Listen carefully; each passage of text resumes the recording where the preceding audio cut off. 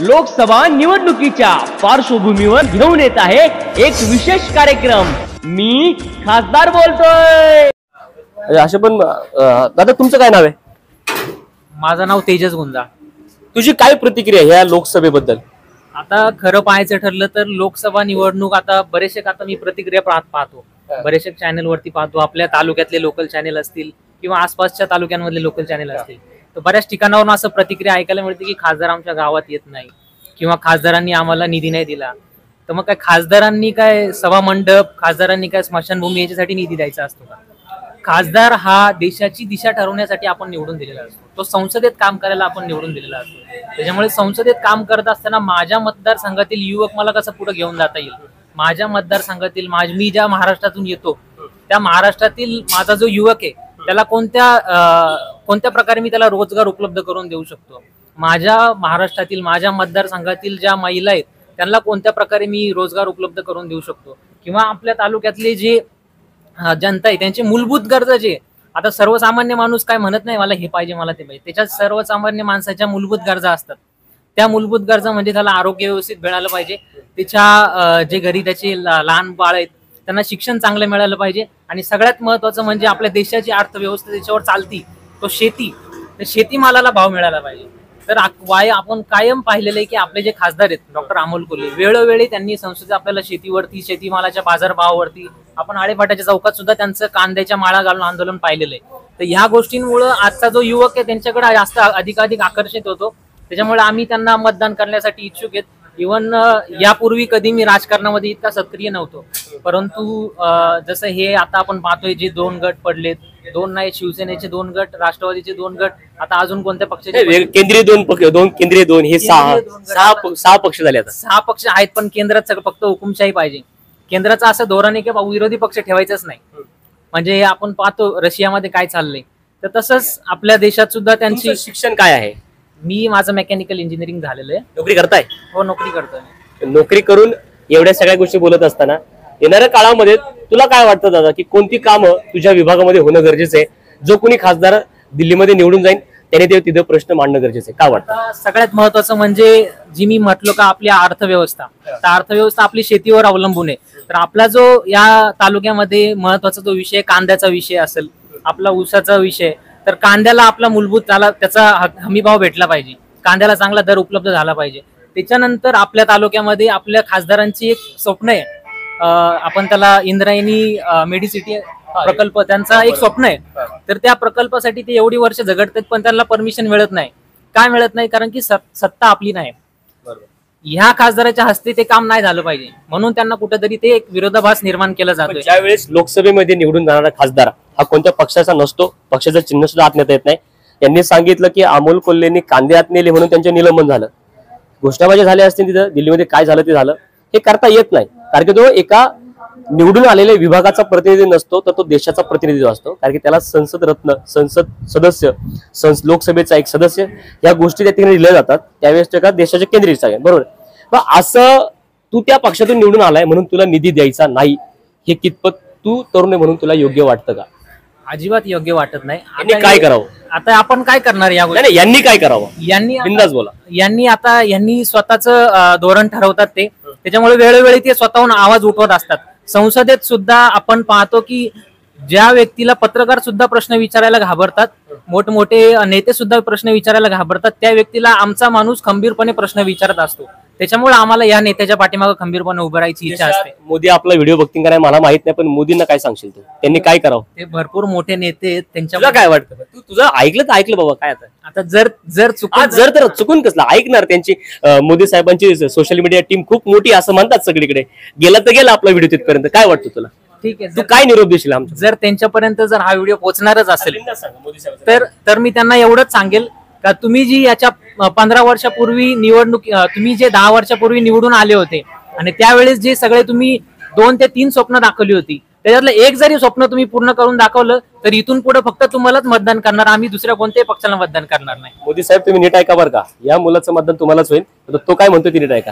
तुम्हाला काय वाटतं लोकसभेबद्दल?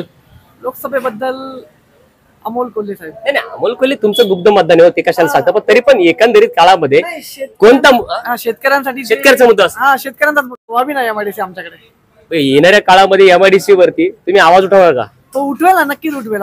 आम्ही खासदार रस्त्याने चालले तर गाडी अडवून त्यांना म्हणणार का काही? हो नक्की म्हणू. आम्ही भेटलोय स्वतः जाऊन. होईल हिंमत एवढी?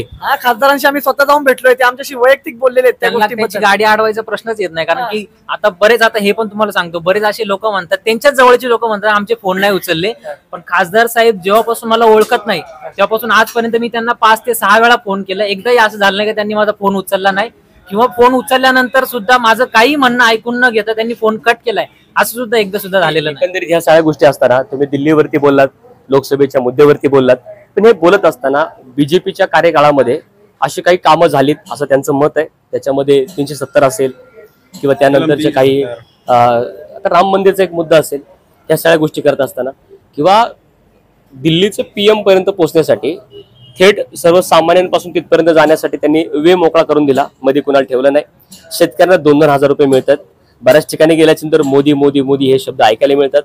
पण एका बाजूला तुला असं वाटत नाही का आपण एका गोष्टीला घेऊन फक्त चाललोय, नाण्याची एकच बाजू घेऊन चाललोय, दुसरी बाजू पण पाहिली वगैरे? आम्ही असं म्हणतच नाही नाण्याची एकच बाजू घेऊन चाललोय. आम्ही नक्कीच राम मंदिर जे झालंय, तर राम मंदिर आमचं श्रद्धास्थान आहे. त्याच्यासाठी आम्ही सुद्धा ज्या दिवशी मोदी साहेबांनी हा निर्णय घेतला, आम्ही सुद्धा त्यांचे स्टेटस ठेवले होते. आम्ही मान्य करतो ना, काही निर्णयांबद्दल आम्ही असं म्हणत नाही का आम्ही एका साईडनी हे विचार करतो. त्यांच्या निर्णयाचं आम्ही स्वागत करतो, सत्कार करतो. इव्हन आम्हाला अभिमान वाटतो का आपल्यातला एक नेता आपल्या धर्मासाठी काहीतरी करतोय. पण धर्म ही एकच गोष्ट घेऊन देश पुढे जात नसतो ना.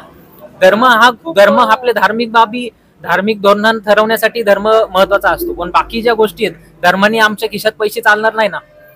आमच्या खिशात पैसे यायचे असतील तर आम्हाला रोजगार मिळाला पाहिजे. कितीतरी वर्ष हा मुद्दा पेंडिंग होता, कितीतरी वर्ष प्रलंबित होता, त्यामुळे त्यांनी मार्गी लावण्याचं काम केलं. नंतर जम्मू काश्मीरचं कलम असेल 370, याच्यावरती काय वाटतं तुला? नाही, नक्कीच जम्मू काश्मीरमध्ये सुद्धा तुम्ही म्हणताय 370 हे कलम लावलंय, ते चांगली गोष्ट आहे. आणि त्याने तिथल्या बऱ्याचशा हिंदू धार्मिक जे आहेत त्यांना त्या गोष्टीचा फायदा देखील झालेला आहे. पण अजून सुद्धा तिथले जे हिंदू आहेत, आता मी काही गेल्या महिन्यातच जम्मू काश्मीरला जाऊन आलेलो आहे, तर तिथल्या काही अंतर्गत गोष्टी मी बोलत नाही. पण अजून सुद्धा तिथल्या हिंदू थोड्या प्रमाणात असुरक्षित आहे. त्याच्यामुळे जास्त काही फरक पडला असं मला वाटत नाही त्या गोष्टीमुळे. दिल्लीमध्ये अजूनही असं वाटतं, बऱ्याच ठिकाणी पोल येतं ते की मोदी साहेबांचं सरकार लागेल. शिरूर लोकसभा मतदारसंघातून अमोल कोल्हे निवडून आले, तर निधीचा विषय चालला होता, त्यांनी बीजेपीत गेलेलं चालेल का तुम्हाला? नाही, अजिबात नाही चालणार. जर गेले तर नाही. आता आम्ही कसं आहे, अमोल कोल्हे पहिली गोष्ट म्हणजे तो जो नेता आहे तो हा निष्ठेच्या बाजूने चालणारा नेता आहे. आणि इथून मागे सुद्धा गेल्या मागील काळामध्ये अमोल कोल्हेचा जो प्रवास आहे तो मनसे, स्वाभिमानी संघटना, छावा संघटना, शिवसेना आणि त्यानंतर राष्ट्रवादी, तुम्हाला वाटत नाही तिथं निष्ठा कुठेतरी थांबतीये? मला असं अजिबात वाटत नाही. कारण तुम्ही म्हणताय मनसे शिवसेना असेल तर त्या पक्षामध्ये ते होते, फक्त पक्ष हे त्यांच्या नावापुढे पक्षाचं नाव लागलं होतं त्यांच्या नावापुढे. पक्ष लहान होता, डॉक्टर अमोल कोल्हे साहेब मोठे होते. नाही, असं नाही म्हणत मी, पण त्या पक्षासाठी ते स्वतःहून कार्यरत नव्हते, किंवा त्या पक्षाचं कोणतं त्यांनी महत्वाचं पद भूषवलेलं नव्हतं. त्या पक्षाचं नाव लावून कोणत्या निवडणुकीत ते उतरले नव्हते. ते जे सर्वसामान्यांसाठी जे निवडणुकीत उतरले, तर ते ज्यावेळेस राष्ट्रवादीमध्ये त्यांनी प्रवेश केला त्यावेळेस सुद्धा त्यांनी आपल्याला सांगितलं होतं का शरद पवार साहेबांच्या विचारांचा वारसा आणि त्यांचे विचार पुढे चालवण्यासाठी मी या पक्षात प्रवेश करतोय. आणि कोल्हे साहेबांच्या वडिलांपासूनचे पवार साहेबांचे संबंध त्यांनी सांगितलेले, त्याच्यामुळे त्यांच्यावर लहानपणापासूनचे पवार साहेबांचे संस्कार आहेत. त्याच्यामुळे आणि तुम्ही म्हणताय का ते आता दुसऱ्या पक्षात जाणे, त्यांना जायचं असं तर इथून मागेच गेले होते. पहिल्या दिवशी त्यांना चूक भूल करून त्यांना अजितदादांनी तिकडे सभेला घेऊन गेलते, पण मारले होते तिथे. त्याबद्दल काय वाटतं तुला? आता ते त्यांनीच त्याच्यानंतर स्पष्ट केलं का आमची भूमिका सगळ्यांना क्लिअर नव्हती. मग ज्यावेळेस त्यांना समजलं का अरे पवार साहेब इकडेत आणि हे इकडेत, बोलले तुम्ही तिकडे लांबूनच तुम्हाला राम राम. पवार साहेब अभ्यासू प्रश्न विचारतो, संसद रत्न पुरस्कार आहे माहिती आहे? संसद आता भेटले, अमोल कोल्हेंना 3 मिळाले, शिवाजींना 2 मिळाले. याच्यावर जो वादंग चाललेला आहे 10x10ची खोली, त्याबद्दल काय वाटतं? आता हे याच्याबद्दल काय माहिती आहे? याच्याबद्दल माहिती कुणीच पुरस्कार चालू केला माहिती आहे तुम्हाला? संसद रत्न पुरस्कार, या पुरस्काराबद्दल मला जास्त काय माहिती नाही. पण मी एवढंच सांगू शकतो का शिवाजीदादा जर म्हणतात का 10x10च्या खोलीमधून तो पुरस्कार दिला जातो, तर 15 वर्षात त्यांना 2च वेळा का मिळाला? मग त्यांनी 15 वर्षात घ्यायला पाहिजे होतं ना. आमच्या माणसांनी एकाच टर्म मध्ये 3 वेळा घेतला, त्यांनी 15 वर्षात कमीत कमी 10 वेळा तरी घ्यायला पाहिजे. दादाचं स्टेटमेंट चुकते? नक्कीच चुकते ना. ते जर एवढे मोठे नेते तर त्यांनी असं वक्तव्य करणं शोभतं का? देशाच्या संसद रत्न पुरस्कार म्हणजे देशाच्या जे एवढे किती खासदार निवडून येतात तेवढ्या खासदारांच्या प्रतिष्ठेचा प्रश्न येतो आणि त्या प्रतिष्ठेबद्दल ते असं जर वक्तव्य करत असेल 10/10च्या खोलीत तो पुरस्कार देतात तर नक्कीच त्या पुरस्काराचा अपमान करतात ते. एका शब्दात काय सांगाल तुम्ही संसदेनंतर पुरस्कार हा दिला जातो त्या पुरस्काराबद्दल? संसद रत्न पुरस्कार हा जो संसद मध्ये शेतकऱ्यांचे प्रश्न असो, कामगारांचे एका प्रश्न, वाक्यात काय सांगाल तुम्ही? संसद रत्न पुरस्कार हा संसदेमध्ये जो चांगली बाजू मांडून जो अभ्यासू नेता आहे त्यालाच हा संसद रत्न पुरस्कार मिळू शकतो. 10/10च्या खोलीबद्दल काय बोलाल? नाही, 10/10ची खोली म्हणजे आता हा शब्द आपल्याला ऐकायला योग्य वाटत नाही, म्हणणाऱ्यांनी तो म्हणू नये. कारण संसद रत्न म्हणजे काय 10/10ची खोली नाही. एकंदरीत शिवाजीराव आढराव पाटील यांची पण कामगिरी चांगली होती म्हणून त्यांना 2दा तर मिळाला ना. नाही, त्यांच्या काळात त्यांची कामगिरी चांगलीच आहे. आपण त्यांना नाव ठेवत नाही. शेवटी निवडणूक ही हार आणि जीत असते. कोण एक जण हारणार, एक जण. मुद्दा काय आहे, संसद रत्नच होता. हारणजीत आपण नंतर पाहूयात. धन्यवाद. या ठिकाणी बरेच विषय या ठिकाणी हाताळले गेले, काही मुद्दे आणि काही त्याच्यावरची वक्तव्य ही छान वाटली. कारण की दिल्लीपासून गल्लीपर्यंत तरुणांचा अभ्यास असणं हे तितकंच गरजेचं आहे. या गोष्टी करत असताना लोकसभेच्या निवडणुकीच्या माध्यमातून आपण आता आळेफाट्यातल्या काही तरुणांच्या या प्रतिक्रिया जाणून घेतल्या. अजूनही अनेक जणांच्या प्रतिक्रिया आपल्याला जाणून घेण्याचा प्रयत्न या ठिकाणी करायचा आहे.